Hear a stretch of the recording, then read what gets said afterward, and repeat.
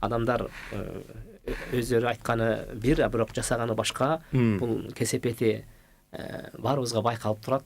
Анын бир айкын көрүнүшү ушул кечеги эле эмне болду, ошол түтүн каптады деп шаар боюнча баарыңызды жууга салып, интернетте тополоң ооба. Комментарийден ар бирин сөгүп чыктык элек.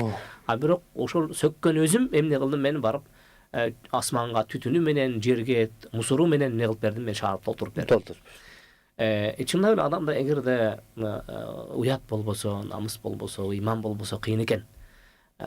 Бул учурдан чыгуунун бир сунушун элге айтсак болот. Ал сунуш эмне дегенде, ар бир адам жакшы болууга күчү жетет. Кыргызда анысын айтып коет, жакшы болуш аста-аста деп. Чындап келген учурда мен дайым айтып келем, ушу ыйманга келсек жакшы болобу эле, себеби дегенде ыйманга келген кишинин турсийсин чексең дагы ошо турсинин ичи дагы таза да. Себеби дегенде анын ыйманы ошол турсунун ичине чейин ойлондурат.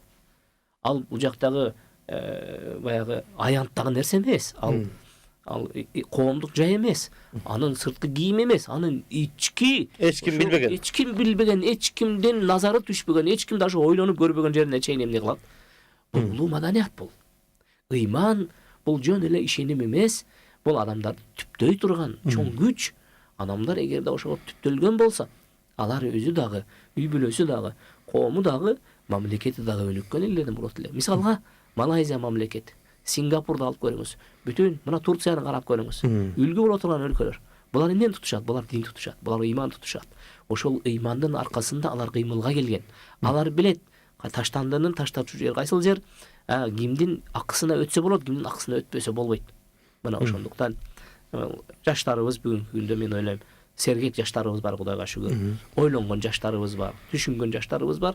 Мен ойлойм, көч дагы бара-бара буйруса болот деген үмүтүбүз бар.